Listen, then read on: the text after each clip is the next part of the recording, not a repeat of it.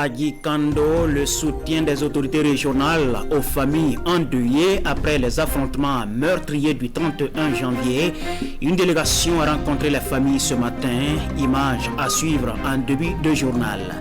À Diabo, des sites touristiques sortent de l'ombre. Le conseil municipal est sur un projet d'un circuit qui valorise les potentialités touristiques de la commune.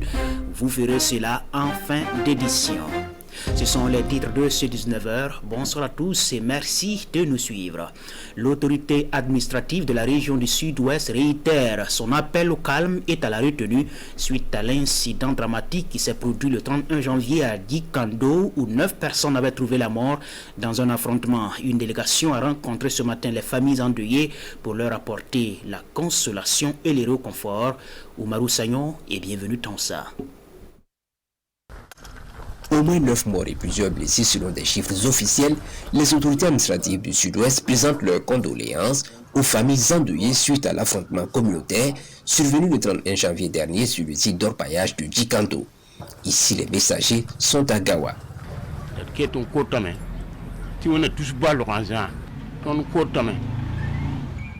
Nous demandons aux autorités de près ou de loin de nous aider à lutter contre ces conflits qui ne font qu'endeuiller des familles. Que Dieu nous épargne de ce genre d'incidents.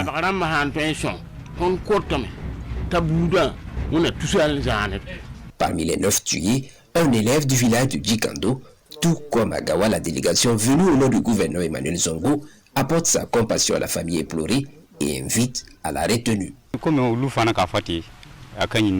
Je salue la démarche des autorités. Cela me réconforte.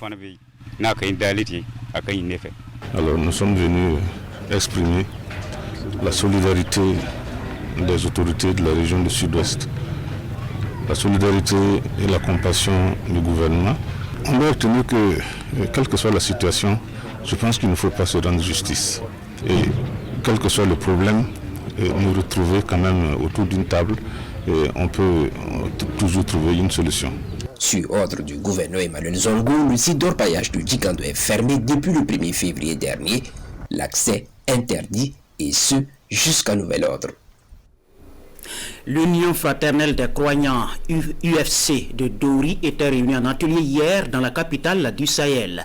Cette réunion entre dans le cadre du projet Agir ensemble pour une coexistence pacifique dans un environnement mieux sécurisé au Sahel qui est à sa deuxième phase de mise en œuvre. Des leaders communautaires et religieux issus des populations hautes et des déplacés internes ont pris part à la rencontre pour un partage d'expériences. L'objectif final étant de promouvoir les bonnes pratiques pour un vivre ensemble dans la diversité. On en sait plus dans le reportage de Bourema Kane et Lazare Sano. Leaders communautaires et religieux des populations hautes et déplacées internes du Sahel mènent la réflexion sur les voies et moyens pour renforcer les liens de solidarité et de fraternité pour construire et mieux vivre ensemble. L'Union fraternelle des croyants de Dori UFC entend donc apporter sa pierre à la promotion des bonnes pratiques au sein de la communauté. Nous prions Dieu pour qu'il mette sa main et que ce que nous les humains nous ne pouvons pas, nous n'arrivons pas à faire, donc sa grâce puisse venir au secours, mais de notre bonne volonté. Que chacun fasse quelque chose, puise dans son humanité la meilleure des éléments de contribution afin que nous puissions ensemble sortir de ce bourbier. En fait, il ne faut pas penser que c'est seulement les autorités publiques qui peuvent résoudre ce problème. C'est tout le corps social, le corps national qui doit réagir. Une initiative saluée par l'autorité régionale qui fait de la cohésion sociale une préoccupation. Que nous puissions continuer à parler aux différentes composantes de notre société actuelle, les PDI, les familles d'accueil, les réfugiés, faire en sorte que tous ces trois-là puissent ensemble réagir favorablement. Les participants se sont engagés à une collaboration mutuelle pour consolider la paix, la cohésion sociale et la promotion des valeurs endogènes du vivre ensemble. Ils sont déplacés internes qui ont fui la menace terroriste dans leur village, mais refusent la fatalité. À Wayouguia, ces déplacés se battent pour subvenir à leurs besoins et à la sueur de leur front. On les retrouve dans la culture maraîchère, la maçonnerie et bien d'autres activités économiques. En plus du soutien du gouvernement et de ses partenaires, ces hommes et femmes tentent de se reconstruire après avoir tout perdu ou presque, et ils s'en sortent tant bien que mal grâce à leurs efforts. À Wayouguia, la résilience des déplacés internes, c'est un dossier signé Abbas Traoré et Moussaki. Yasmine Diko, une déplacée interne, est en pleine activité de pédicure. Elle met ainsi des ongles artificiels sur les pieds d'une cliente. Mais en plus de pédicure, elle fait le gommage et le maquillage. C'est même le quotidien de cette dame de Djibo, depuis son arrivée à Wayouguia pour cause d'insécurité. Et Madame Diko s'en sort bien. Je connais faire quelque chose et puis je peux me débrouiller. Donc, je sais que si je fais ça, je peux m'en sortir. Donc, vaut mieux de débrouiller que d'aller au camp de réfugiés là. En tout cas, je ne mendie pas, je ne demande pas quelqu'un à manger, je paye mon loyer, je paye le loyer de mon kiosque là, je paye. Donc, je suis fière de moi-même. Madame Diko n'est pas la seule déplacée interne à opter ainsi. Et sauf qu'il doit quitter la commune de Baraboulé. Aujourd'hui, pas question de s'asseoir ou d'attendre des bienfaiteurs. Relate ce jeune homme avec ses copains en plein travaux de construction de boutiques au secteur 15. Et ils ont même déjà fini la construction de 2 bâtiments. Au début, on faisait du manœuvrage même étant marchand. Actuellement, on gagne des marchés, mais si ça ne va pas, on retourne dans le manœuvrage. Là, on paye 2000 ou 3000 francs par jour. Déplacés internes, oui, reconnaissent ici ces hommes et femmes, dont beaucoup se sont enregistrés auprès de l'action sociale. Certains ont trouvé de nouveaux boulots, d'autres préfèrent continuer avec leur ancien métier. Bienvenue chez Baremba Ouedrago dans le non-outil de Tamsin, secteur 10 de Wayouguia. Cette couture, en tout cas, je vois qu'en ce moment-là, c'est très dur. Il n'y a pas l'argent. J'ai fait la couture là, par chemise à 750 francs. Mais maintenant, ce que je vois, comme j'ai été élève aussi, et eux aussi ils sont des élèves présentement, je ne dois pas les faire en chair. Le futur ou bien l'ère à venir là, le bien-être là, s'ils ont pu être en bonheur, c'est notre bonheur. Maçonnerie, couture, maquillage, maraîchculture, les domaines d'activité sont variés dans lesquels on retrouve aujourd'hui des déplacés internes. La résilience est ainsi renforcée et l'autonomisation pour certains est pour bientôt. Chaque jour, si je vends, si c'est pour 5 000, je peux vendre, avoir 2 000 bénéfices. Je prends, achète ce qu'on doit regarder ma famille avec mes enfants qui font à l'école. Et s'il y a un problème sur moi, j'enlève chez moi. La situation des déplacés internes est très complexe, parfois difficile à supporter par certains tuteurs. La seule ville de Wayouguia enregistre plus de 40 000. Et ces hommes et femmes déplacés s'adressent aux autres. Je dis, c'est le travail qui paye. Il ne faut pas toujours s'asseoir, espérer qu'un ange du ciel va venir te faire miracle, quoi. Que eux aussi n'ont qu'à chercher à travailler pour s'en sortir. Du côté de l'État burkinabé et ses partenaires, des écoles et des tentes pour logement sont construites. Un dispositif sanitaire est bien installé dans certains camps. Des projets et associations manifestent leur solidarité à l'endroit de ces déplacés internes, pour qui l'espoir de tourner cette page est déjà à l'horizon.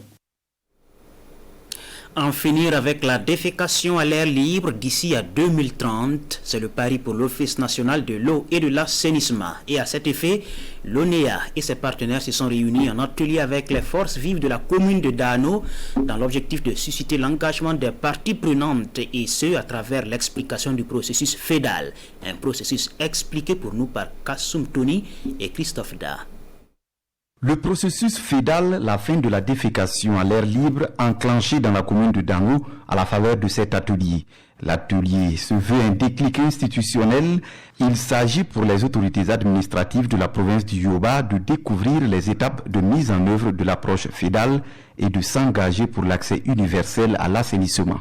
C'est un engagement qui consiste à aller vers les leaders communautaires avec lesquels nous travaillons au quotidien, pour faire les plaidoyers à leur niveau et sans doute demander d'entraîner avec eux toute la population. La population de Dano est estimée à 24 000. Parmi elles, 52% ne possèdent pas de toilettes et plus de 94% de celles-ci pratiquent la défécation à l'air libre. En outre, le taux d'accès à l'assainissement est estimé à 25%, des chiffres qui ont poussé les élus locaux à agir. Ce n'est pas une affaire de la mairie seule, mais c'est une cause nationale et qu'ils doivent prendre la barque afin de nous permettre de pouvoir avancer comme les autres communes qui sont déjà présentement devant nous. On demande à la population de creuser seulement les trous et puis apporter les gravats.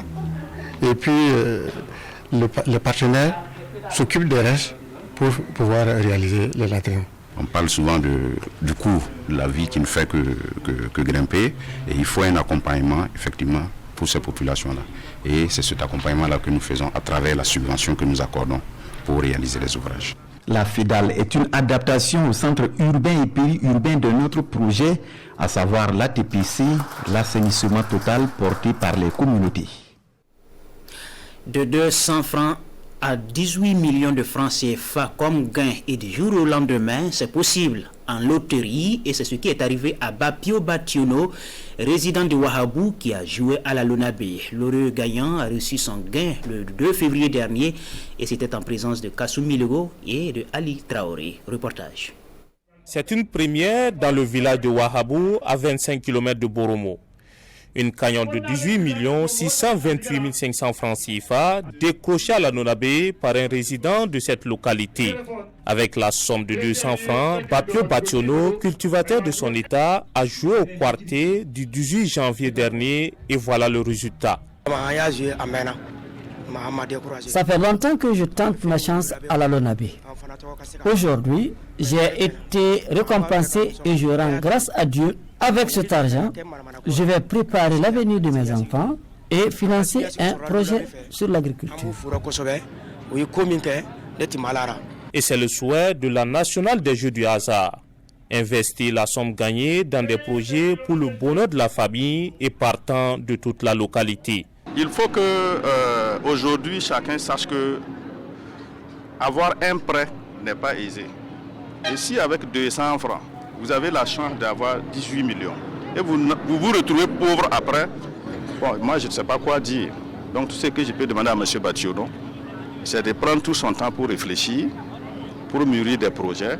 Et s'il n'a pas la capacité, il n'a qu'à se faire accompagner. En rappel, c'est en août 2019 que la Lonabé s'est implantée à Wahabou. Et ses responsables ont invité les populations à tenter leur chance pour multiplier les gros lots dans cette localité. La commune de Diabo veut valoriser et mettre en exergue ses potentialités touristiques. Luki, la mare au crocodile de Zwenatenga ou encore la tombe de Katabaga, ce sont autant de sites touristiques peu connus et qui font l'objet d'un circuit touristique en projet. C'est un projet du conseil municipal avec l'appui de partenaires italiens. Le reportage de Presley Kiamtouré et Aruna Marie. Reportage. Des roches granitiques ovales superposées sous forme de hangar appelées Luki. Une merveille naturelle peu connue et qui se laisse contempler. Nous sommes à Zanré, un village de la commune de Diabo dans la région de l'Est. On gardait des motos ici, donc quand il y a la pluie, nos chèvres viennent se cacher ici. Mais beaucoup de fois aussi, quand on perd nos chèvres aussi, on monte là-dessus pour superviser un peu au loin, pour pouvoir chercher nos animaux aussi. Luki fait partie intégrante des 11 sites que le conseil municipal de Diabo, avec à sa tête Ousmane Boli, entend valoriser pour le rayonnement du patrimoine naturel et culturel de la commune. Nous avons commencé donc à travailler avec des partenaires extérieurs, en l'occurrence des partenaires de l'Italie, pour pouvoir créer un circuit touristique. Ce qui va faire que nous-mêmes, on va enseigner nos enfants avec ça pour qu'ils connaissent les valeurs culturelles qui existent dans notre commune. Et également permettre à ses partenaires aussi d'investir dans le tourisme et accompagner le gouvernement dans sa politique de développement du tourisme au Burkina Faso. Ce projet touristique prend en compte la réhabilitation de cette mare destinée aux crocodiles du village de Zonatenga, une mare que la mairie compte ériger en espace écotouristique. La valorisation d'un site touristique comporte plusieurs dimensions, parce que quelque part on peut dire que sur le plan politique, ça permet de mieux faire connaître votre zone, n'est-ce pas? Et sur le plan économique, bien sûr, ce n'est plus à démontrer. Un site touristique, il y a des effets économiques directs que ça génère, le site en lui-même, et aussi pour la population. Autre site pris en compte par le projet, la tombe de Yamba Subega dit Katabaga. Né en 1924 à Yantenga, cet ancien combattant, bardé de médailles, repose depuis 1977 dans cette tombe creusée de son vivant. À l'époque, il n'y avait pas tellement de cercueils. Et pour envoyer le cercueil, il faut aller jusqu'à Ouagadougou, ou bien à Fada. Compte tenu des moyens, on ne pouvait pas quand même avoir un cercueil. C'est pourquoi il a préparé sa tombe avec le ciment, bien cimenté dedans, bien formé dedans, pour qu'on le fasse coucher là-bas.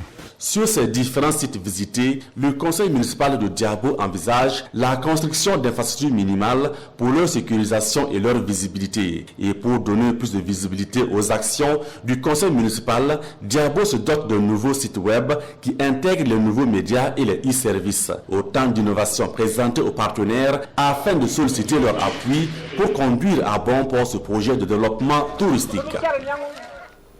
Voilà. Des sites à visiter absolument, et c'est ce qui met fin à cette édition, la dernière de la semaine. Merci pour votre fidélité, bon week-end à tous et à très bientôt.